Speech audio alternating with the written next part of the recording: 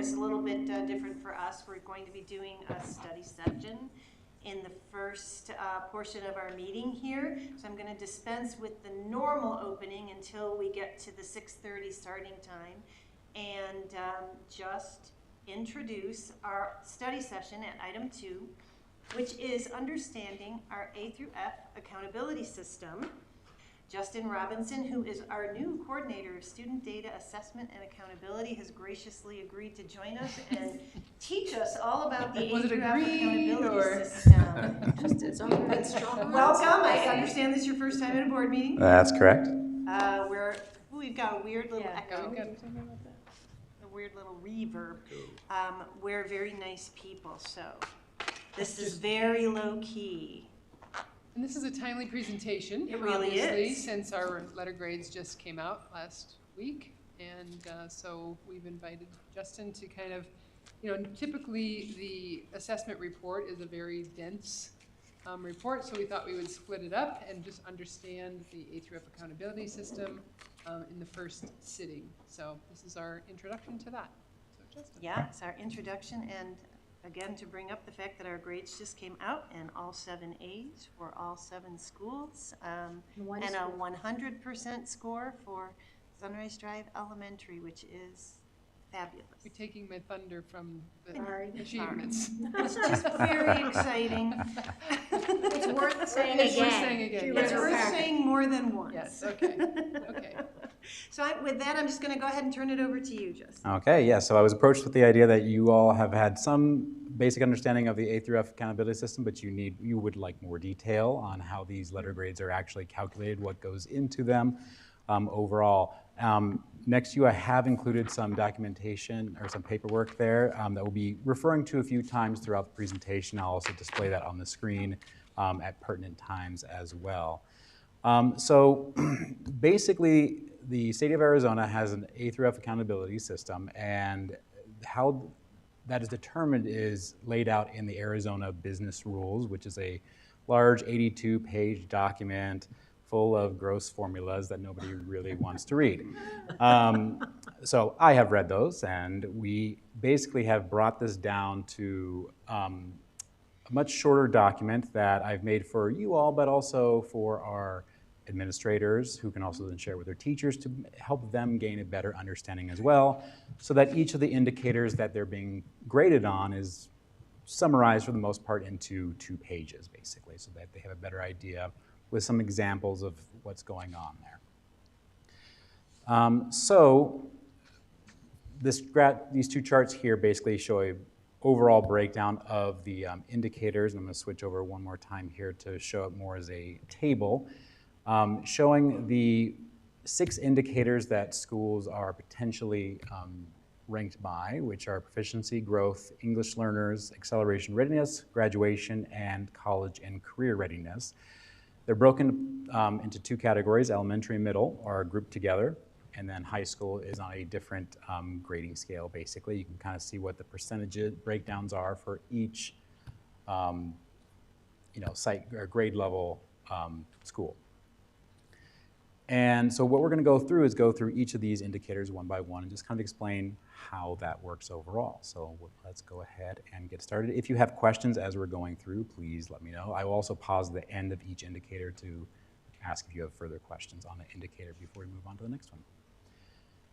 So the first one is proficiency. Proficiency is basically looking at the cutoff scores that the state of Arizona sets for the English language arts and math assessments.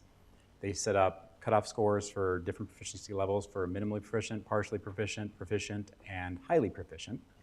And the proficiency indicator is mostly looking at how many of our students overall were proficient. They hit that proficiency range. And there's some things that come along with this, and I don't know why that is crossed off there. But the general overall calculation is that proficiency for this indicator comes from 2 pieces of information: the average proficiency for a school, and then a component of the how much of that school was tested, how many students were tested, so percent tested multiplier, and then this last part is just the 30% that this indicator is worth. So I'm going to start off by just talking about where this average proficiency calculation comes from. So all of our students who are in grades 3 through 8 and then grade 11 take a state achievement test, that will either be the AASA or at the high school level, that's the ACT. There's also a multi-state alternative assessment that students with high enough special needs might take as well. That's factored into this data calculation, but it's not, it's a much smaller group of students who are taking that assessment. I will point out that ACT Aspire, a 9th grade state achievement test, also has ELA and a math component to that, but that is not part of the proficiency calculation. So basically, how proficiency works is students all take the test, and they score how they're going to score, and their score range falls into whatever cut scores Arizona has set up for each grade level. It's slightly different each grade level. And they're assigned a point value based on how they perform. So if they performed proficient, they get a point value of 1 assigned to them for ELA. And basically every student gets assigned a point value for how they scored. And then the same thing happens again for math. So as a basic example down here, you can see that we have our school of 4 students. They each got an ELA and a math test. You can see how they scored and the point values assigned to each of those students. Basically, every test score in the school is added up and then divided by how many scores that was. That's the proficiency score for that school. So it's just an average of the ELA and math scores for each student. Or not scores, sorry, the point values assigned to their proficiency level that they attained. So like in this small example, 86% is the average proficiency for the school. It doesn't mean that 86% of students attained proficiency, because that's a weight where the highly proficient students are weighted higher than the students who are below proficient, but that's just how that Arizona has worked out that score. So highly proficient gets more, but of course minimally proficient gets nothing. So that's a basic calculation of the average proficiency part. K-8 schools, however, have a optional different way of calculating that proficiency score, and that's referred to as the stability model. The way that this is kind of looked at is that these schools have had their students for a longer period of time in some cases. So for instance, if you're testing 5th graders, you might have had them at your school all those years, or at least 3 years, and you've had a chance to have a higher impact with those students. And so the stability model sort of recognizes that the students you've had with you longer could potentially have a higher weight associated with them because you've had more time to impact their learning. So the stability model is not enforced. It's basically they'll either get the proficiency score from the model that I described before or the stability model, whichever one is higher. The school doesn't have to choose, it's just automatically applied whichever one's higher. But we'll talk about what that looks like in practice for just a moment.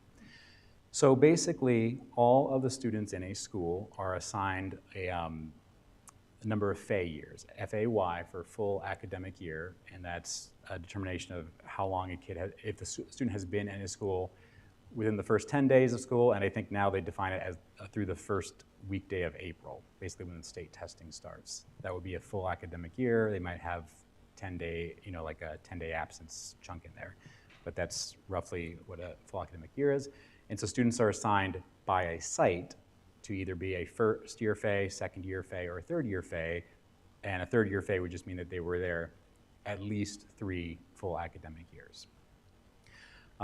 Something to think about in this calculation, however, it's specific to the site, not a district FAY. So if we're looking at a middle school, for instance, that only has 3 grade levels, only 8th graders could possibly be 3-year FAY for what this model is looking at. So basically, they're grouped into 3 different categories. So you imagine all the students being grouped into 3 camps.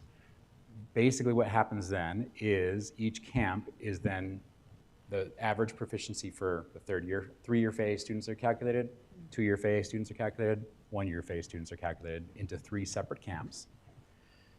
Then you take their average proficiency for each grouping and multiply it by a preset weight, and then that gives a weighted average, and then all those averages are then added together to get the proficiency in this case. So some takeaways from this. The 3-year phase students account for half of that stability score. The 2-year FAE, a third of that stability score, and the 3-year FAE, a sixth of that score. So, if you have made a large impact on your 3-year, the students you've had the longest, that could potentially really boost your score, because half of that score is purely determined by that group. So again, this is one option. We'll talk about what schools use the stability score and what schools didn't use the stability score in just a moment here. But there's just 2 options for the K-8 schools, basically. So the final part of that calculation is you had your average proficiency, which is either the normal kind or the stability kind. And then you have this percent tested multiplier.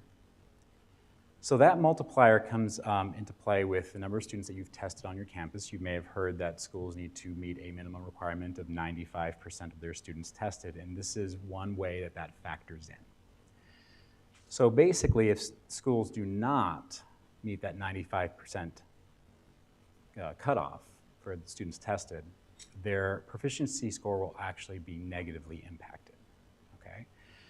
You'll see in a few minutes, this is not something that we have to worry about, and there's actually good news that comes along with that. Because the way that the multiplier is set up is if you test more than 95%, it actually gives you a boost to your proficiency score. So you can see in this little chart that I have down here, we have 3 rows. The yellow row is if you had exactly 95%, which is a very specific target to hit. That turns into a multiplier of 1. So you take your average proficiency, multiply it by 1, doesn't change your average proficiency score. If you were to only test 90% of your students, then your percent tested multiplier is less than 1, which multiplies your overall proficiency score and lowers it. Whereas if you wind up testing 100% of your students, that potentially gives a 5% boost to your proficiency score, which then equates to about a 1.5 point increase when it all is said and done. So if you see on the very far right over here, these are values if the 30% is then applied. You can see that this is the 27.94 is like a baseline. But then if that same school then tested 100% of their students, their score of 27.9 would then move up to 29.41, about a 1.5 point increase. So there is definitely an incentive to not only test the 95%, but really test all of our students in these assessments, because it can boost that proficiency score. So that covers the basics of proficiency. Now let's look at how our sites did. So in front of you, if it's a little easier to see, you have these charts here. And we'll start with line number 4. So I've labeled the lines on the far left here to kind of make it easier to find things. So on line 4, you can see the percent tested for CFSD. And every site this year was above 99%. So we all benefited from a boost to that proficiency score. Our administrators are very conscientious about that, and they will make up tests until they can't. They Yes. make up tests. Yes, they make up tests. If students are absent, they are made up, and when they come back. Yeah. Points. Yes. Yeah, It's a lot. you don't pass on free points, Right. like I tell Yeah. my son all the time. Correct, yeah, and our school test coordinators, the STEM integration specialists, are constantly tracking that data as Yes. well, making sure those students are Amazing. being tested. And in many cases, like being the former high school test coordinator, the 99.26, that's 2 kids that we weren't able to get after multiple tries. So these are really, you're talking in these cases 2 to 3 kids maybe that have not been tested after repeated attempts. Mm-hmm. So above that on line 2 and 3, those are the proficiency scores after the multiplier has been applied to it. So like when you look at Canyon View, you can see the 26.64 and the 25.17 right below. Those are both those scores are after that multiplier has been applied. So you can kind of compare, looking across on lines 2 and 3, which schools had a higher stability score versus a standard proficiency score. And it looks like it was Sunrise and Ventana Vista, I think, at a glance, are the only two who benefited this year from that stability model. But it's either one. It doesn't matter which one at the end of the day.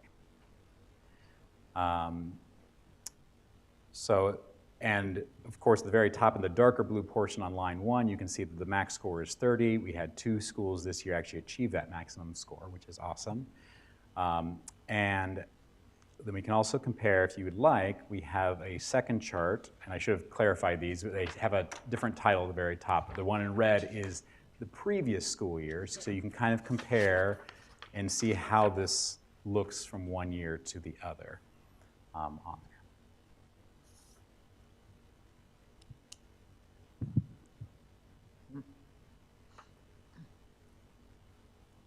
So then I'll pause if there are questions on the proficiency indicator. I didn't, and maybe I did know this looking at the charts on an annual basis, but I always thought there was a proficiency score for math and a proficiency score for ELA, but this combines them. It does. I mean, it can be. You can find that data on, like we can gather that Right. data, but this is what's reported out. Like this way is the Gotcha. stuff that they've reported out. This, and you'll see later on they do kind of separate ELA and math, and when we talk about growth, and so it would be interesting to see them separated that way, but ultimately they're combined. And obviously, when our staff is using the data, they're looking at both scores, not necessarily the combined one. Correct. Gotcha. Absolutely correct. Are there any notable differences between ELA and math? ELA typically is scoring higher, and that you'll see that when we get to the assessment report in January as well. But yes, the ELA scores are typically a little bit higher than math. But we are noticing some improvements in the math scores as well. Is that consistent across all schools? I would say I've been looking primarily at grade levels, and I would say it's consistent at grade levels. Okay. But I don't know off the top of my head at schools. Thanks. Anything else? Okay, so we'll go ahead and move on to growth. So the growth indicator, which there's a split here, if you notice the very top of the screen, is 50% of the K-8 letter grade model and 20% for the 9-12 model. Additionally, if you, just for a point of clarity in case you look ahead, between last year and the year before, you'll notice that high school did not have growth in the 2022-2023 school year. That's because there was no prior assessment to compare against, which we'll talk about in a little more detail. So you'll notice there's kind of a turquoise-ish color section that says subgroup improvement. That's because high schools were graded on that instead. So there's just a difference between those 2 years in that regard. But this year, high school is on the growth model with the K-8 schools, it's a different portion of the grade. And that's, so that corresponds with when they moved to the ACT for the first time. Yes, when we adopted, yes, correct. So this indicator deals with just full academic year students. So students who come to us, in January, they're not factored into this indicator, which is very similar to the one before, other than the percent tested multiplier. And the idea behind the growth indicator is acknowledging that not all students are necessarily at proficiency yet, but to look at how are they moving towards proficiency. Sometimes a misconception is that schools that have a high level of proficiency can't achieve a high growth score, which is incorrect. We'll kind of clarify in a moment here.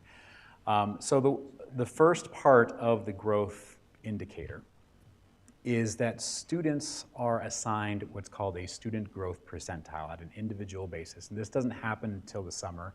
So when students get their scores, they don't see their growth indicator. That's not part of what they see because this comes after all students have received scores and the state has to do calculations. Basically what happens is students are grouped into buckets based on how they scored on their previous assessment. So like if we're talking about this last year, we're talking about 2023, 2024 scores, go back the year before to 2022, 2023. And so we have an example here on the screen with our 6 sample students who all scored the same score on their grade 6 spring 2023 ELA assessment, a 2100 scale score. All those students, along with every student in Arizona who also scored a 2100, are put into a bucket together. And then the next year, spring 2024, they're all in grade 7 now. They take the next test, ELA, and then they get their scores, and you can see their new scores over here, and those students are then ranked among the other students who had the same score as them a year ago. And they're given a percentile ranking, so a student who has a 51% performed better than 51% of their peers who also had the same score last time. And then they're assigned a growth category. So, and this is true for every student, in the state. So we're not ranking students within our own district to each other. I mean, they are being ranked with each other, but as a whole state. So I have some example growth percentiles over here, and then down at the bottom you can see that we have ranges for what's considered low growth, average growth, high growth. And so students are put into or assigned a category of low, high, or average growth based on their percentile that they scored. So from here, this is what's utilized to then determine the growth average. So, and any student can attain that high growth. If you were highly proficient in the previous school year, you're being ranked against all those other students who also had the same highly proficient score as you did, and seeing how you grew in compared to them. So everybody can achieve high growth. So the growth calculation kind of works like this. So we have students who are assigned to their growth category, so at the top here, and then we're looking at their previous year proficiency, not the year that we're looking at right now. And they're assigned a weight or a point value based on sort of the cross-section of that row and column. So right off the bat, any student who earns or demonstrates low growth earns 0 points for the growth indicator. Average growth doesn't matter if they were minimally proficient the year before or highly proficient the year before, score 1 point towards growth. And then it kind of spreads out a little bit once we get to high growth, because you'll notice that highly proficient only scores, if you're highly proficient with high growth, it's only 1 point, but minimally proficient with low growth actually gets the most points. You can almost think of that as students who are now skipping levels because they were probably minimally proficient the previous year, but now may have jumped to proficient. They jumped a whole bunch, and so this is recognizing that large jump in growth. So the points are awarded then based on that breakdown here. So down below I have, and I don't remember which school this is off the top of my head, but I think this was one of our schools. You can see the breakdown of, right here is a percentage of what students fell into that category. So 6.5% were highly proficient the previous year, but they had low growth. So that 6% gets multiplied by 0. That 6% of highly proficient students give 0 credit. But then over here on the far right, we had 9.9 or 9.1% had that highly proficient and high growth. They get 9%. So basically, these all get multiplied together in their little buckets, and then it adds to a total, which comes out to, in this case, 90.42. And then it gets scaled down because ELA is only half of the indicator, so it gets multiplied by 0.25, and so then we get our score for ELA in that case. So this is, this indicator really has sort of incentive to move these kids out of that minimally proficient range, because for one, if they scored minimally proficient and had low growth, not only are they giving 0 points for growth, they're giving 0 points for the proficiency indicator that we talked about before. But it also really honors these kids who move out of the minimally proficient range. We want to move them up, and there's a large amount, if they have high growth, there's a large amount of points to be gathered there. Schools this year were given a breakdown of not only which of their kids were scored in the minimally proficient, proficient, highly proficient ranges, they were also given what, how each kid scored on growth as well. And we've heard some discussions about this as they're going through and looking at, who are highly proficient students who are achieving low growth and what might be the reasons for that. And, so these are things that they're looking at because they have that data in front of them. So to go over back to our chart here, now you can see how each school performed in both ELA and math separately. And then in the dark green in line 5 is the sum of the two scores below. So you can kind of get a glance at that. And do keep, it might look at a first glance, the high school did very badly. Remember, they're out of 20, not 50.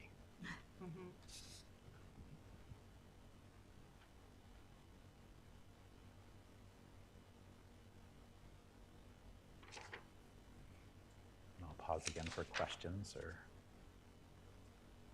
discussion.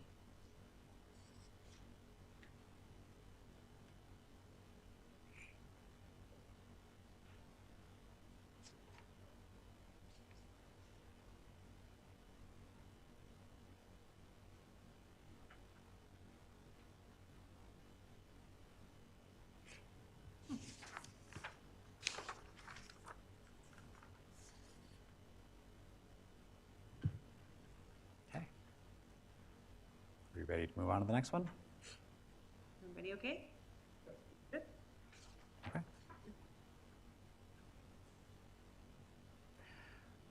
So the third indicator, worth 10% for all grade levels, revolves around English learners, so a very specific subgroup.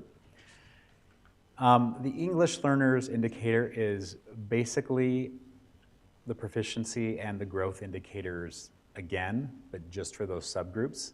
But instead of looking at the AASA and the ACT as the assessment that it's focused on, it's instead looked at the English Language Learner Proficiency Assessment, AZELA, the Arizona English Language Learner Assessment, and their proficiency on that assessment or their growth on that assessment. Can I ask a question about that? Yes. Are they still included in the previous, or they're completely separated? So, Oh, correct. So that's a great question. So for proficiency and growth, they take those assessments, the ASA and the ACT, and the same. their scores are included. Their scores are included in that, with some very, very minor exceptions that don't apply. If it applies to us, it's like one student. I think there's like recently, recently students who have come to us that are ELs might not be included in that, but that's. So is this meant to maybe account for what you might expect to be lower proficiency scores, but so they can, I mean, you haven't explained yet, but I'm assuming that this makes up for what would be maybe a deficit. I mean, I'd say they count in two places. Their ACT scores count and their. Yeah, so they do account in two places. I think what Amy is trying to get at is that they might perform poorly on an ELA assessment if they're not proficient yet. But really their growth is much. Potentially. I mean, it can factor in a little bit. They are, weighed separately. This is also, I think, trying to, you'll notice a major component of this is a comparison to the state for English learners. Just make sure, I think, that, we are moving our, English learners towards that English proficiency and being, to move out of the EL program, basically. So, the first part of this is just fairly straightforward. Students who are classified as English learners take the AZELA assessment. And if they score proficient, they factor into our overall proficiency. So all of our EL students are will take it on a given year. What % of our students were proficient? So let's just say 30% are proficient. We then compare that to, the state then compares that to the overall state average of the number of students who perform proficient on the AZELA. if our school, if a given school's number of students proficient on the AZELA is higher than the state, they automatically get 5 points. Beyond that, you can see it's a range. So if our proficiency level is not the same or higher than the state, it starts looking at how far below the state average that would be. But if you look at our scores for this year, so moving over to line 9, all of our schools had a proficiency, or had a percent proficient higher than the state average. So they all scored 5s. Excuse me. As a clarifier, you'll notice that Ventana Vista has a dot in that spot. Just for clarity, that is not a 0. That means that they were not eligible to receive points in that category, which for them specifically is they did not have at least 10 English learners take the AZELA that we could then use for this data. The state does not calculate it if less than 11 students took the AZELA. So they weren't eligible for points. That does not mean the same thing as they earned 0 points. And we'll talk about how that factors in at the very end. So yep. How does that factor? So that one's a pretty simple sub-indicator. The next one is a little more complicated, and this kind of goes with that same growth idea. So students who take the AZELA are, labeled. You can see on the far left here these different sort of categories over here: basic, pre-emergent, emergent, et cetera. And then when they take it the next time, similar to the growth indicator, they're looking for what sort of change occurred.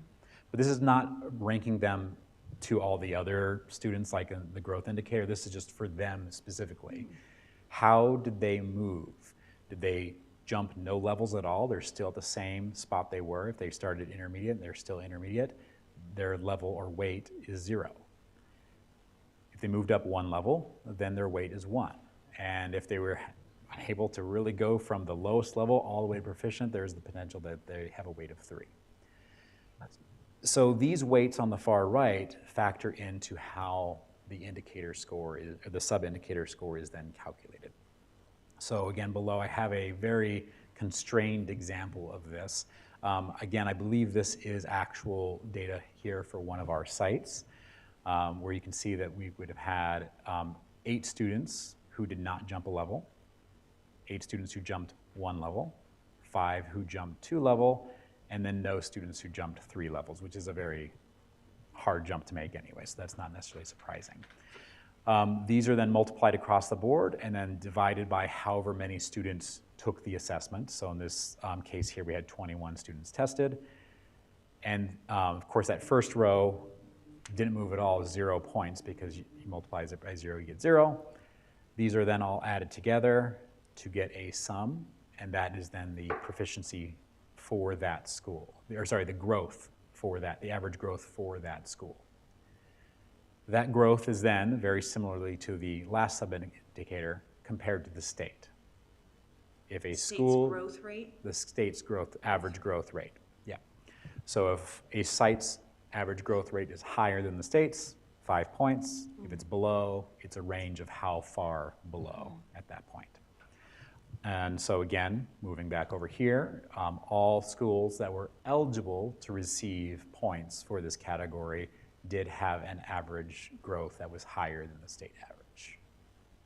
Do we know the state average for these places? They where we're don't. compared to the state average? I could not find a spot. I'm not sure if you're aware of one. It's very, they do have it, but it is not part of this data that gets released. Correct. In a different, yeah, it's through the AZELA. They do send that to us at some point to see, but it's tricky to find, that's for sure. And I'm not sure what it was.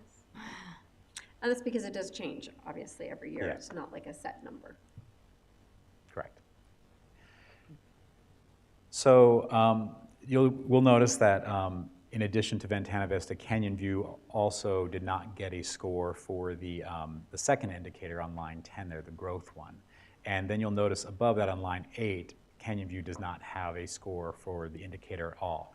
One of the rules of the EL indicator is that you have to be eligible for points in both subcategories, or you get you're not eligible for any points in that subcategory. So they still reported out how they did on the proficiency one. If you're curious why that might be, I think the answer is that they had like 11 students for the proficiency. And for the growth one, we had some new students come in, which means we didn't have a previous score to compare I was to. gonna say, how could they get a score for one and not the other? Yeah, That so makes I sense. think it was like a one kid difference, maybe. Yeah. Okay.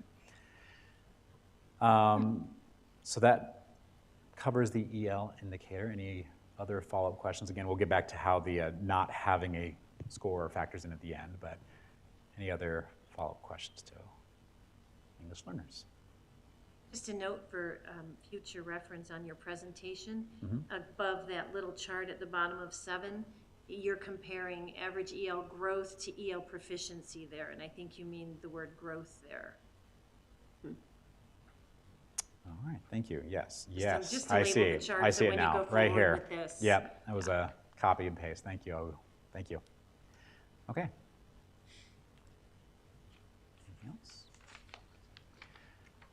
Okay, so the next one is acceleration readiness. So this is one of those indicators that is only K-8. It does not apply to the high school.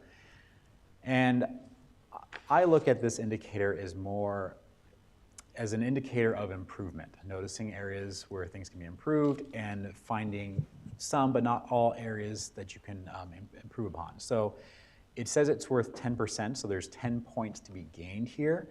However, it's really possible for a school to earn 15 points in this indicator, but it will be capped at 10 points. And really, that's not even true because it's really closer to 60, but I'll get to that in a few minutes. So these indicators, like the ones before, look at just the full academic year students again. And like I said, these are focused a lot on improvement, so you're going to see a lot of the same language through each sub-indicator as we go through these. The first one talks about grade 8 math performance, and it's looking at improving the percent of students who demonstrate high proficiency and reducing, so it says improvement, but the reduction in the students who are demonstrating minimal proficiency on the grade 8 math component. So you can see here it says that schools can earn 2.5 points if either of these bullets are met. And you'll see this as it kind of goes throughout this indicator. So the percentage of students in grade A math, the percentage of highly proficient students in grade A math is above 60%, automatically gets that 2.5 points. Our schools are not meeting that. That's a very high number of highly proficient students. So really we're looking at the second bullet there, which is the percent of grade 8 math students demonstrating high proficiency on their grade 8 ASA is higher than the last year. If they achieve that, and it's not so an X amount higher, it's just any percent higher, they get 2.5 points. This is comparing this year's class to last year's class then? So in other words, the 2023-24, spring 24 results to the Yes. spring 2023 results. You're not comparing It's your kids. own, you're Correct. comparing Correct. classes, which is Yes. Different groups of kids. Correct. very different. Yes, we're talking different groups of kids. Yes. And do all 8th graders take the same test, even those that are going to math classes, for example, in the high school, or those that may be in a more remedial class? Just if you're in 8th grade, you take that test. Yes, Okay. correct. And you might expect that students who are taking the high school classes at 8th grade might be your highly proficient students, which there's a lot of correlation there. But yes, they're all grouped for the same indicator here.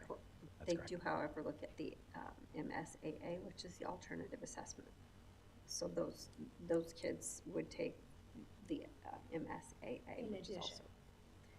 No, if they're taking the MSAA, they just take the MSAA. Yeah, so for clarity, for the students who are taking the alternative assessment based I on see. their, Right. their Special special needs, special needs, okay. they're factored into I see. this as well. Yeah. And that's kind of true throughout most of these Yes. indicators. But that is a much smaller number. Right. I think Yes. you're thinking, we used to do out-of-level testing. Right. So Right. it Yes. used to be if you were taking a high school one. course as a 7th grader, you were taking You the get high school tested with test. them. Yes, That's Right. correct. that has changed. Okay. And Yes, yeah. It'd certainly improve our scores. or should. Should, hopefully. In theory. So the minimally proficient piece of this is basically the same idea. As long as the school has lowered their minimally proficient rate for grade 8 math below 10%, they automatically get that 2.5 points, or lowered it compared to the year before. So we just have a small breakdown here. You can see this, 28% minimally proficient is not less than 10%, so that doesn't get you the points, but it was better than the previous year, so therefore that's 2.5 points.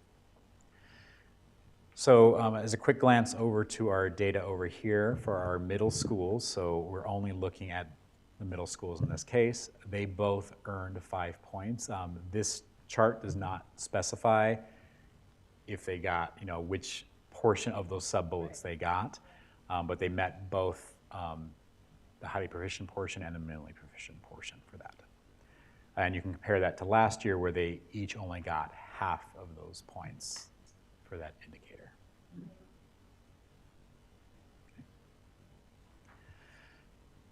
The next sub-indicator is grade 3 ELA minimally proficient. So instead of looking at math, it's looking at ELA. I kind of look at this as grade 3 is when we have the move on with reading indicator. And so this is really focused on reducing the number of students who are minimally proficient because that will affect that as well. So same idea, as long as the school's percentage of minimally proficient students in ELA is below 12%, automatically they get the full 5 points. Otherwise, it's looking at an improvement over that previous year. And again, sadly, the data that's presented in this chart does not specify which is which for the school. We have that data, and schools are, site principals are able to see that data and know which category they fell into. So when you're looking at this whole indicator, I do want to bring into light, again, that this indicator, the expectation from sort of a state standpoint is that you're not hitting every single piece of this indicator all the time. It's very hard to achieve. You're trying to hit enough pieces of this indicator to get 10 full points is the goal. So we only had one elementary school this year get that full 5 points, but if you look at the previous year, you'll notice that's completely flipped in this case. And what that can mean is that they're hovering, their minimally proficient rate is hovering at, maybe it might be very close to that 12%, might be at 15%. And so, because you get 5 points, if it's just better, that could be 0.01% better. They might just be moving slightly. It's not like they've dropped significantly or their minimally proficient rate rose significantly. It just might be a 1 percentage point difference. But principals at these schools will have that data and Yeah, will so be able to correct. know why. Correct. They can see that and look into that more deeply. It's not a mystery to them, even though it's not explained on this chart. Okay. Chronic absenteeism. Again, this only applies to the K-8 schools. The state kind of looks at chronic absenteeism as missing 10% or more of the school year. For a 180-day school year, that's missing more than 18 days. So students are tagged by the state of Arizona, and if they have a high absenteeism rate, and principals have that data along with the test scores and can also look at what correlations there are with that sort of data to how their proficiency and growth scores look when they have high absenteeism. For clarity, the high absenteeism includes all absences. Doesn't matter if it was an excused absence or not. And this component, unlike many of the others, does include all students, not just full academic year students. Does this take into account, though, medical exemptions? So I think medical exemption, I don't know off the top of my head, the actual business rules. When they say excused, I think they're looking at all absences, right, including medical exemptions. But I know it for sure includes parents or went on vacation of excused their students or students. Yes, but I don't know for medical waivers. I believe there is a component for schools to bring up very high, special scenarios of students who miss a large amount for that to log that so they're not tagged into that. but it's a Homebound very case by case. doesn't count. Yeah. Chronic ill would. Sorry. Chronic ill, because it's an ill absence, it would count against us here, but homebound students are still receiving their education, so they're not considered absent. Okay. Ah, gotcha. Okay. So this indicator, of course, looks at the same thing, just reducing that rate to either a sufficiently low percentage, so under 4% or 4% or under, or improving or lowering your rate from the previous school year overall. So 4 of our K-8 schools were able to meet the points for this indicator, 2 did not, and very similar to last time, the schools who didn't get it this year got it the previous year. So again, it might be that they're hovering near a certain low percentage. But this is definitely an indicator where schools can have a lot of messaging that they can certainly put out there to families to make sure their students are there as much as possible, because this. And I know that was targeted at Manzanita for a couple of years, chronic absenteeism, so. Yeah. Mhm. I feel like I owe you an apology because there's like 3 years where like our family's fault that this Okay, I'm gonna hold you to that. We're gonna go back and put a red mark. There should be a Memorial Cross exemption. Well, which is why, when you look at the calendar, all of those Yes. things, Yes. and you're deciding on when conferences are and when fall break is, Yeah, and right. when, it's important, right? Yeah. Because it does have, You want to Oh, reduce impact. absenteeism. Yeah. yes. Although that was my question. That's why I was asking about the medical exemptions. Oh, right, sure, I know. But that's where we want them to be then with the homeschool. If they qualify for homebound and they're able to, yes, some Sure. chronically ill students aren't able to Right. receive instruction during Right. that time. But of course, regardless of the impact on this, if students are able to receive instruction, and, to stay in school even though they're homebound, obviously that's better for them. Right. Yeah. Much better. Just because this indicator has a lot of sub-indicators, I'm just going to pause here just to reflect if there are any questions on the 3 sub-indicators we've discussed so far for this.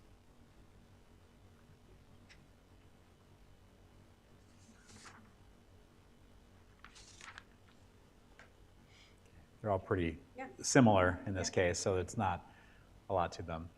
Subgroup improvement. So you'll see at the top here, it says that it's possible to earn 0, 2, 4, or 6 points. This is really out of like 52 points. It caps at 6. The way that really looks, the way that this one works is you're looking at your individual subgroups and seeing if the percent proficient for ELA or math has increased for a subgroup, you get 2 points for that subgroup. So as a quick example here, we have our 2 or more races subgroup.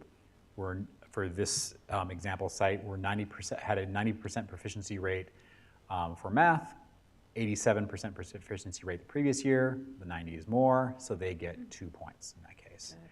And so it's possible for, with 13 subgroups there, 2 different tests, 52 potential points possible, but it'll get capped at 6 no matter what. I do think this is one of our sites here that I pulled from just for some quick data, though I've removed subgroups that had a small number of students from visibility here.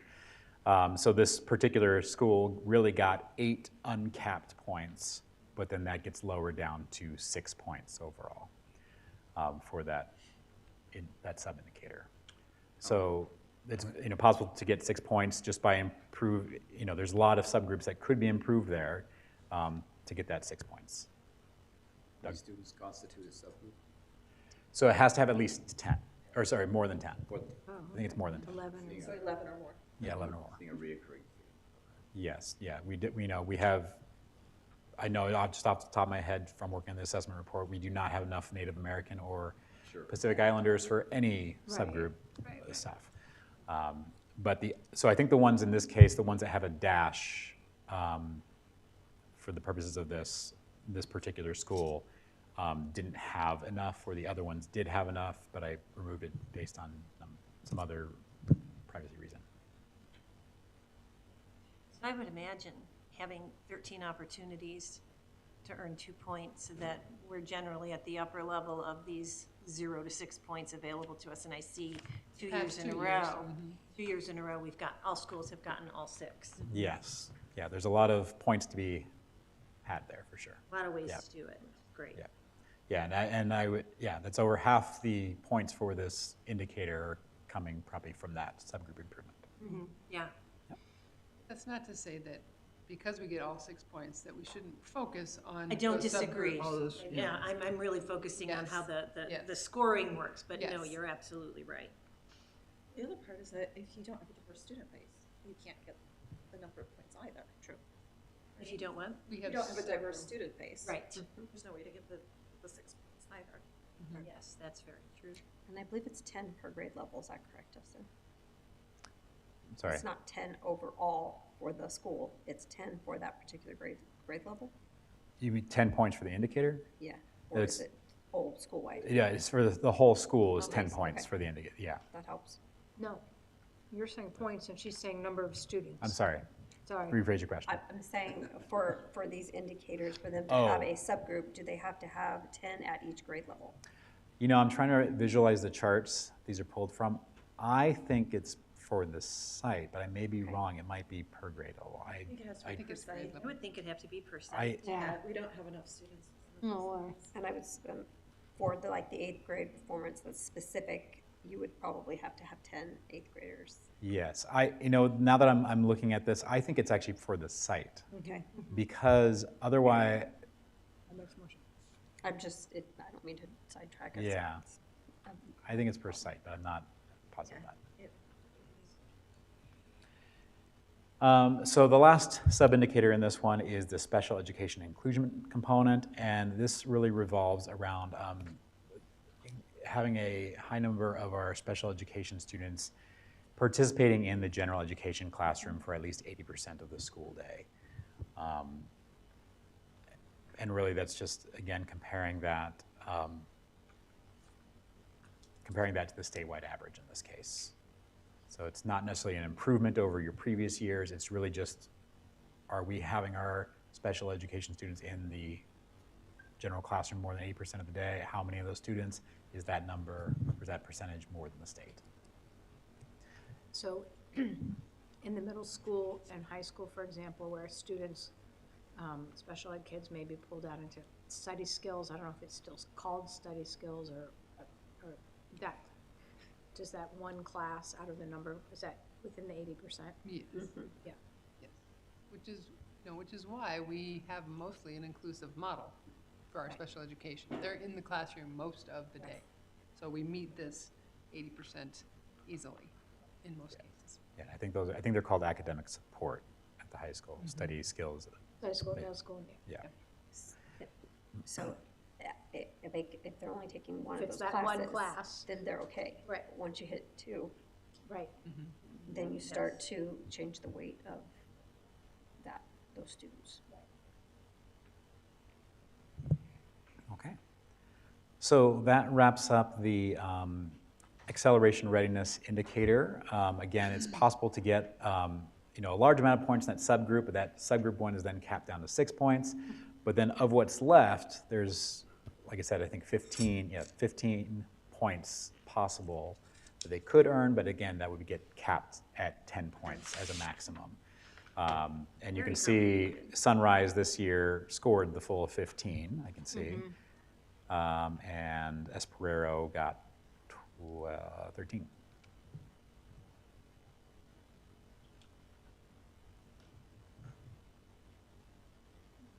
All right, any final questions, thoughts on acceleration readiness?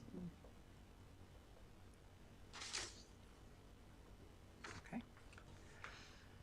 So now we're moving for the rest of this, or most of the rest of this, to the high school, where we look at the last 40% of the high school's letter grade, which is graduation, and the college and career readiness indicator. So the first one is graduation, and it gets a little confusing here because the graduation indicator is not based on last year's graduation rate. It's always a year farther back because graduation tracking data takes a lot more time to gather.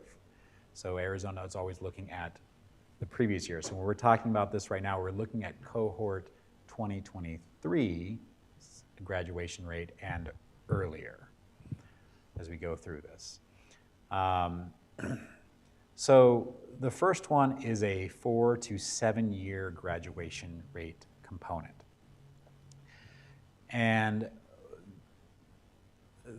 the way to sort of interpret this information, when we talk about a 4-year cohort 2023, we're talking about how many of our cohort 2023 students graduated in 4 years, in their normal 4 full years. So when you say cohort 2023, that's the graduation date. So they Yes. actually started in high school in 2019. Yes, correct.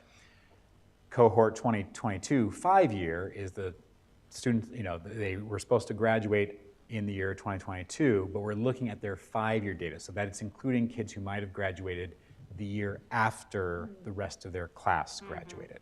And then that kind of trickles down to might take cohort 2021, 6 years, 7 years, and so they keep sort of adding on to there. So the 4 to 7 year graduation data looks at the class of 2020 through the class of 2023, and you can see that, and I'm using the actual high school data for this one, so this is what schools see as well. For cohort, the graduating class of 2023's graduation rate was 88.4%. The 5-year rate for 2022, so that's including students who took an extra year to graduate, factored into that was 90%, or 91% roughly, and then you can see how it trickles down below. Those graduation rates are then multiplied by a predetermined multiplier or weight to the right there to get these values that you see on the very far right. So the 4-year graduation rate accounts for the largest chunk. The 7-year graduation rate for 4-year, the cohort that's the farthest back is a very small component, with only about 10% of the current year, or the most current year. Those then are all added together to get a point value, which is then potentially capped at 10. So the high school has a point value for the 4 to 7 year graduation rate that is higher than the full 10 points, but then that gets capped at 10 points. So how does the state calculate the grad rate for each one of those cohorts? Because it's not as simple. We talked about this earlier in the year. It's not as simple as just saying there were 400 seniors and 396 graduated, so you've got this really high 90 percentile graduation rate. Correct. They do something different. Yes. So a lot of this comes down to data tracking and student information systems. So there's this kind of bullet and sub-bullet that I have here that goes into this a little bit. When students leave our school, it could be as a junior even. They leave our school and let's say they move out of state. They're still factored into our graduation rate unless they're properly indicated in our student information system why they withdrew and if that was a valid reason to have them removed from this calculation. So a kid in their senior year who just drops out and doesn't go anywhere still factors into our graduation rate. Right. Kid who moves to another state and finishes their senior year in another state shouldn't count towards our graduation rate, but unless they're indicated as such in our student information system, they still count as far as the state is concerned for that. So proper tracking of where these students are going is critical. And when they're leaving out of state or out of the country, not only do we can't just say, parents said they went out of state. We have to have documentation from where they went, that they actually went out of state, to then change that in our student information system with an acceptable withdrawal code that the state then removes them from the calculation. So some withdrawal. If we can't get that documentation, we can't remove the data. Correct. We can't remove the student. We can't remove that student from our data. And that does affect And it shows there's a significant difference sometimes between what's on the ADE website and what our actual graduation rate is when we calculated that we had 400 seniors start at the beginning of the year and Which would be our annual an graduation. annual graduation rate versus a cohort graduation rate. Correct. And what Yeah. they're reporting is a cohort. Yes. Yeah. Gotcha. Yeah, we'll circle back to this at the end because we have some additional comments on that. Okay. So, This isn't the time to go into this, but at some point it'd be great to get your thoughts on how you feel about our graduation, right? so the other half of this indicator is just the 4-year graduation rate improvement compared to the previous year. Again, when we're looking at data for this, we're looking at for this particular year of A through F letter grades, we're really looking at cohort 2023, not the students who just graduated last spring. So in this situation, you get points based on how your graduation rate improved or maintained. So if your graduation rate is 90% or higher, you automatically get the full 10 points. Because it's hard to maintain a graduation rate when you're at the 99%. So if it's above 90%, you automatically get the full 10 points. If you grew 2% more than the previous year, you get 10 points. And then if you maintained, so that's within a 2% of your last time, you get 5 points, or if you went below that 2%, you get 0 points. So, just it's a very basic calculation. Take the current year that you're looking at, previous year, subtract them. That percentage then tells you the overall number of points. So if we look at our data from the high school this year and last year, we can see that the 4 to 7 year graduation rate for both years was a full 10 points. But you'll notice that in the 2022-2023 school year, the high school got 0 points for that 4-year graduation rate improvement. I'm not positive, but when I was working in the high school, I believe what happened is we dropped below 90%. I'm not, We did. and not just drop below 90%, drop below 2% from wherever we were at before. And that chart you had up, that other chart that you just had up, would Yes. show that. Yeah, so So- yeah, it was No, go, this one? Oh, no, the one right up there. well, this is the 5-year though, So so you went that's, from 90.89. no. So it's for 89. clarity, this Oh, is the gotcha. cohort 2023 graduation rate. Right. This is with that little bit of extra when Smaller than that, more kids graduated at 90.89. So when we're looking at this year, so we're looking at line number 19, we earned 5 points, but our graduation rate, as determined by ADE, was actually lower, but it's within that 2% range. I know the high school was very aware when we got our 0 points for this portion in the previous school year. They were very aware of it, and a lot of this data tracking conversation kind of was a big topic of conversation. I'm curious to see what this indicator will look like next year because I believe this tracking is being implemented in a much greater capacity. So when we see cohort 2024 graduation data, we're really hoping that will be a number that we're maybe closer aligned to the annual graduation rate. So it seems like we have a decent feeling that a lot of this is due to data tracking or the inability to track. That what might was- have happened to some of these. Students who have withdrawn where we have not We have- tracked them yeah. to out of state. If they leave out of state, we go, okay, they left out of state. But really getting that information back and putting it into our system is where there were errors yet. Although there's not a huge difference between our actual graduation rate and this. It's 3 percentage points, which is good in the right direction. But I would still, again, not Well, our for annual tonight. percentage rate is much higher than Yeah, it's much It's higher. 91.72 based on what's currently Where are you looking? on our quick facts. That's reflecting the ADE's numbers. Right. It's not an annual rate. that. It used to be an annual rate, and I noticed recently that you've changed it. So we don't publish our, So, I feel like we've had this conversation. so the state's showing our graduation rate for 2024 right now. Is that the year we're talking about? Sure. 93.72. So we would get the full. 93. That's the state's number. That's the state's Okay, number. where are you, what are you looking at? I'm looking at the AD website. Oh, okay. I didn't think Oh, So I don't okay. want to 2024 was derail available. tonight, but No, I'm no, no. curious as to why online we say that it's 91.72 And where are you seeing that based on the number, Gina? state. Catfoot High School. In the fast facts. Oh, you're online. Yeah. Sorry, okay. And you're, Mindy, I think I just heard you say it's 93.72, and then here it's 88.4. 2024. Yeah, and this is 2024 as well.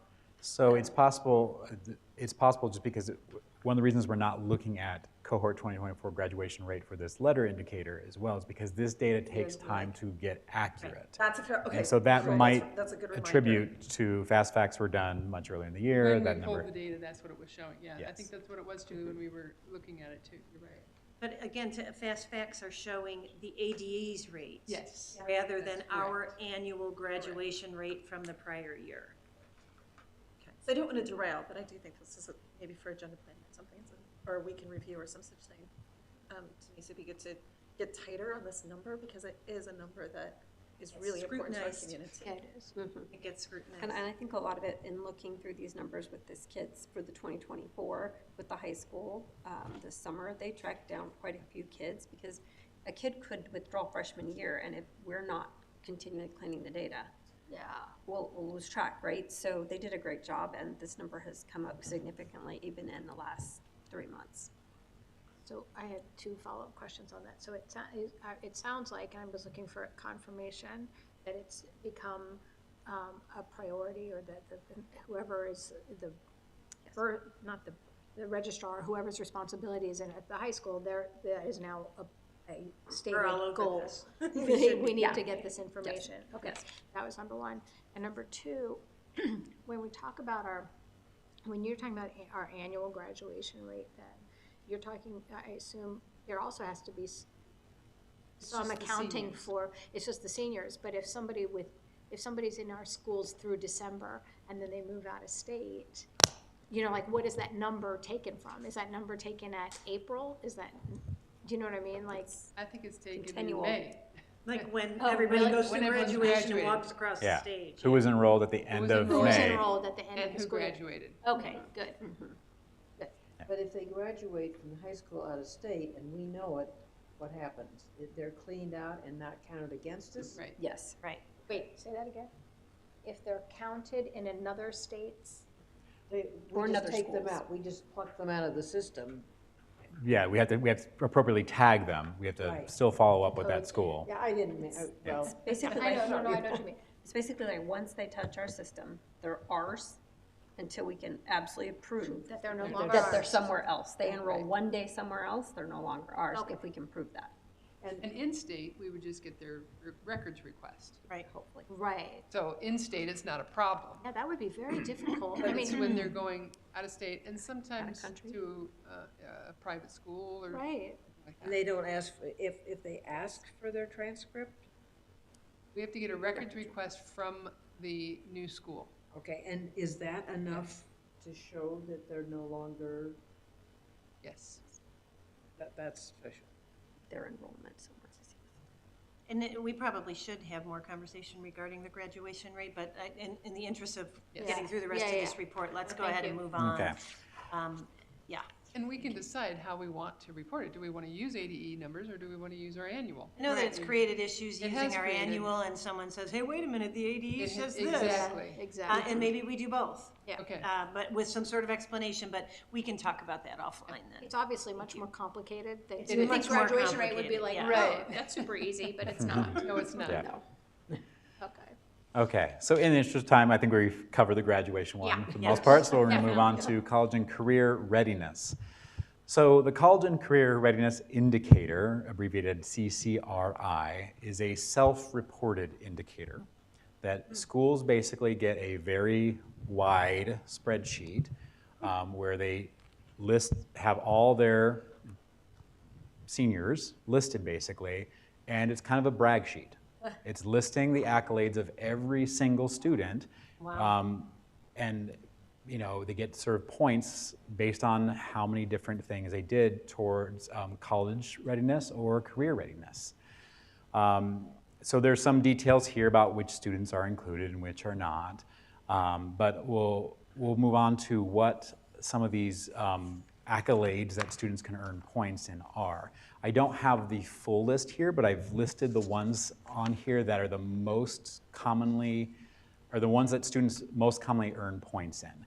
So we have meeting the Arizona Board of Regents Program of Study requirements, because those align with our graduation requirements. They earn points for that. Meeting set cut scores on the ACT. All of our students take the ACT as a statewide achievement test, so there's an opportunity there. The same is true if they take the SAT, as well as if they score a 3 or higher on a couple of AP exams. So the ones in blue here are college portions of this indicator, so they can earn blue points for college preparedness. Jumping down to the red, these are the career category, and you'll notice that several of these revolve around CTE courses. If they've completed a sequence, if they took one course out of sequence, passed one of those courses that's like engineering, that's dual enrollment credit. We also have, they make benchmarks if they took the ASVAB. We do have some classes that have work-based experience, so they can earn points for these categories as well. And then we have 2 listed here in purple, which can go to either the career or the college camp, depending on which one benefits us most in points. We get to sort of choose. And those are completing the FAFSA, which many of our students do as part of the ECAP lesson stuff that our counselors do at the high school. And then added, I think it was just added this last year, is the Arizona Diploma Seals. A common one for there is the Seal of Biliteracy that some of our students work towards. There are others on here. Many of them just don't apply to us because schools typically do one thing or the other. For instance, we have a lot of AP classes. Schools who have a lot of dual enrollment classes can get points for that instead. So, we're doing one thing, not necessarily that. So schools are not meant to hit every single one of those columns, basically. So moving down, students then, you can see that each of these have a point value associated with them. Like for instance, AP exams, students get half a point for every AP exam they score a 3 or higher on, up to a maximum of 2 points, so 4 exams. I know students who have 8 exams that they had to score a 3 or on, but it gets capped at a certain point. Students earn a score value of 10 points if they got at least 1 total point from those things, those accolades that they earned. A score of 20 if they got at least 2, and score of 22 if they got 2 points, but one of those points was in college stuff and one of them was in the career category. So below here, I made a very truncated version of that CCRI spreadsheet for showing basically 3 things they could have earned points in. You can see here that the first one, Corey, for instance, had earned a total of 1.5 college points. That's enough to earn a score of 10. Whereas we have Jack, who scored 1 in the blue category and 1.25 in the red. That's 1 in both sections, gets 22 points. Topanga here, very book smart. All of her points are in the blue basket, which is great, but that equates to a score of 20, less than the total number of points of Jack above, but Jack had his spread across college and career. And then we have Eric at the bottom, who didn't make enough for any of it to get a score at all, so he has a score of 0. All of the students and seniors in the school, their scores are all added together, divide by the number of students, and then that is the average score for that school.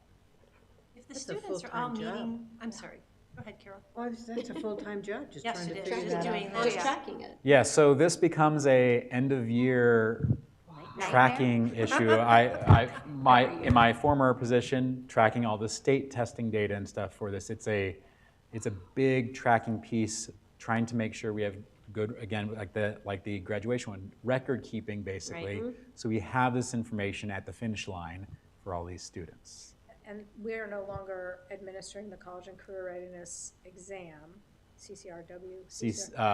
What was it called? It had C- W it in was there. it was CWRA, Yeah, it's- Right. and then it turned to CCRA. Okay. Yes, correct. We're no We're not doing that longer. anymore, but that doesn't. That was is not. Unrelated to That had this. nothing to do with this. I That don't correct. That had nothing to do with it. Okay. Similar acronym, but Yeah, okay. And again, That's what I was thinking it was. this is over 4 years, so a Right. student who did this, like, took an AP class and passed freshman year, we have to keep excellent records because Yes, right. you have to start freshman year and Right. keep it going for 4 yes. Right. And, so we run into this, for instance, something like the SAT, for instance, if they came to us as a senior, but their previous scores were not attached to us, finding that information can sometimes be difficult. But that's where things like, My Learning can come into handy where they're trying to build their portfolio. Right. And college admissions, that they sometimes want that data in there so that, there are ways to get that data. If our kids are meeting our graduation requirements, wouldn't they all get 1 point for that meeting all 16 Arizona Board of Regents program of study requirements? I believe it's C's or better on this. Yeah. So the Board of Regents I think says C's or better, I believe.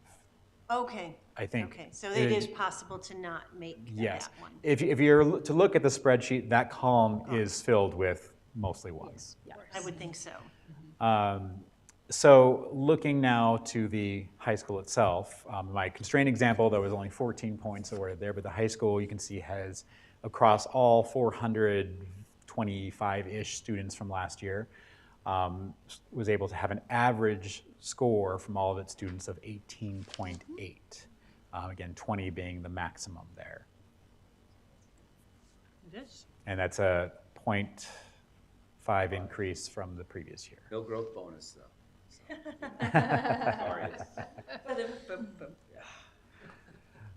So, this is really, making sure our students have the opportunities available to them to get points, and then tracking those points is really a big component of this particular indicator.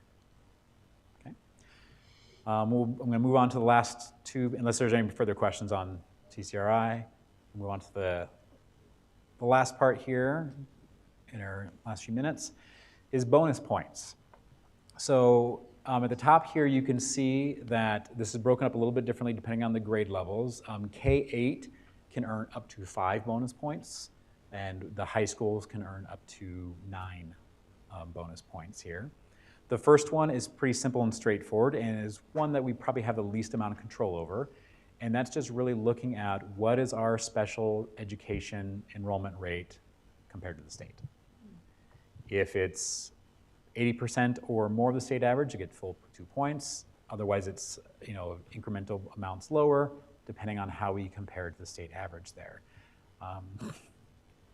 We have who we have in terms of students.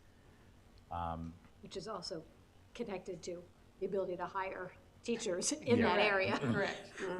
So, So you can see very quickly here, what schools got the full 2 points, what schools didn't have the special education enrollment numbers to earn those points.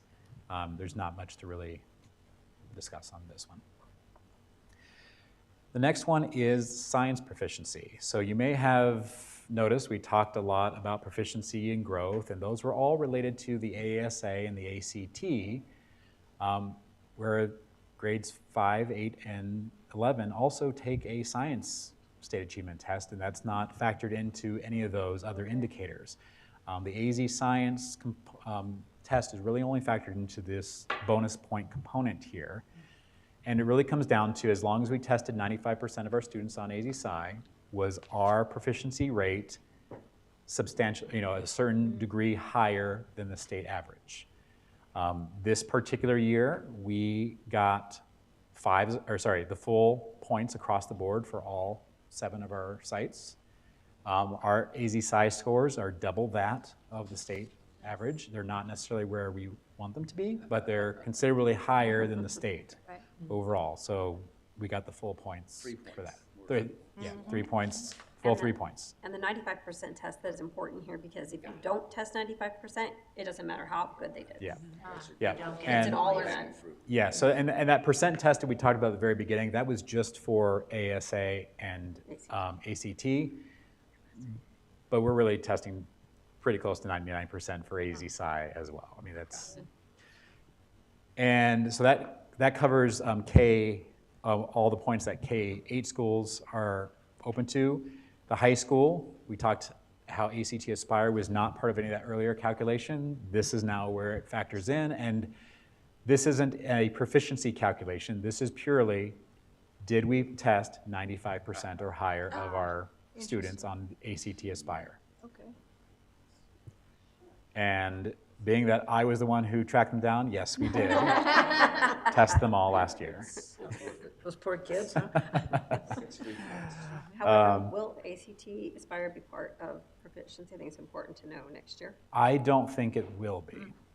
My understanding is that we are one of two districts in the country, not two districts, I'm sorry, two states in the country who use ACT Aspire.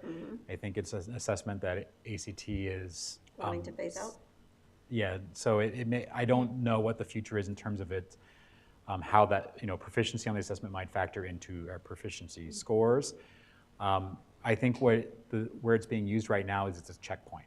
It's a checkpoint of where, high schools are at after 1 year of high school as they prepare for the ACT in their junior year.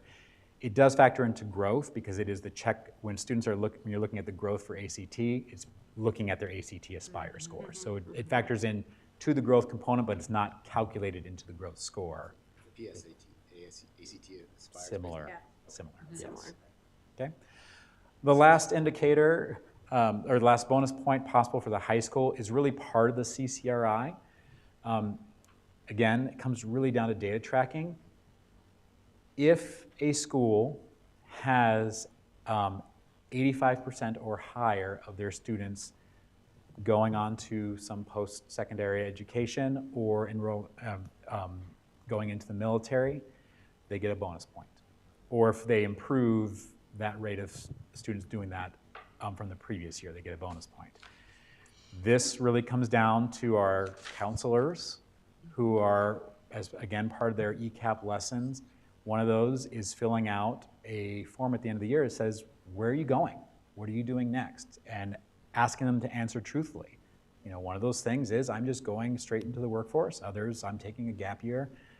That data and where students are applying in my learning is where we're gathering that data to track if we meet the criteria for that bonus point. And I know from this year, we met the above 85%. So, we can see where those point breakdowns are for the bonus points. The high school got all of them except for the special education one, which is not really something entirely in their control. Anyway, so overall, our schools got a good chunk of the bonus points that are possible. So then, all this sums up to, not including the bonus point, if you look at line 27, that's just the total number of points each school earned. Going back to what we talked about earlier with the English learners, the Canyon View and Ventana Vista were not eligible to receive points for that indicator. So you can see on line 28, it shows 90 because they were only 90 points possible. So if you take, I'm just looking at Canyon View, 81.7 divided by 90 is what's in line 29, which is 90.79. So it gets scaled up. Based on what they've earned. And then finally, line 26 is with the bonus points added on to it all, the final score for each school, which is in the A range. So the last thing I'm going to display on the screen here is the cut scores for the letter grade determinations. To get an A, you have to have an 84% or higher for K-8, 82% or higher for 9-12, and you can see this last year, all of our schools were above 90%, all above 91% this year. So we were firmly in the A range across the board this year. Wait, say that again? So on this screen here, Yeah. 84% and 82% were the cutoff. Yeah. Are you looking at the, Yes. there are two sheets you're looking. So all of our schools, so line 26 is our total score. All of them had a 91 points or higher. So none of them were near As the. opposed Solidly to 29, in you're there. looking at 20, right? I was Gina? looking at 29. That's where I got Yeah. confused. Oh, I'm sorry. Okay. Okay. So the high school barely made it last year. Correct, yes. So we're looking at the last That year. was within 1 point. Yes. I remember that. And they didn't give us our CCRI points. Yes. And then we appealed that, they gave it to Right. us, and then we Writer's got grade in. changes. Yes. Yes. Gotta keep, Glad somebody writes this gotta down. watch them. Which is why we now Yes. have Yes. Justin doing this work. Well, and it's important. It's very It's very important. important. Yes. So that's the rule to the Wow. A through F letter grade game of how, what points are available. That and was really cool. I thought that was really great. Any final questions in our last couple minutes here? Interesting too. It's good work. No question, but I would just like to say that you've really set the bar high for these study sessions. This is the first study session we've had. Oh, really? So if they all go this well, we'll be in a really good place. Thank This you. will be my Okay. last, so good job. It was the best one you've ever had. December We 10th. might get one more under our belt before the end of the year. Everyone Doug. after you, though, when we have a study Far session, is side. gonna be upset that they were asked to do all this extra prep because you did such a good job. Thank you. Thank you so much. We'll just tell them to come and see you, Justin. Thank you for all this information. Yeah, you're welcome. Everybody doing okay as far as questions go before? It's great. Well, it just shows how important, and both how well our students do and how, which all goes into our teachers and what's happening at the sites and all of everything that goes into that. But it's not only that, but it's also tracking that, you have a good story to tell, but you've got to put the story together. It's Well, and the average consumer doesn't understand it to this level. So Right. when they Right. report the ACNA. AE graduation rate, Yeah. it may not be the accurate graduation rate because it was what was reported for a year ago. Right. So the average consumer doesn't have this in-depth information. Although, were they Yes. listening this evening, they would have. Absolutely. And hopefully we had some folks online for the study session. Yes. All right. Thank you. Nice job, thank you. Thank you. Thank you.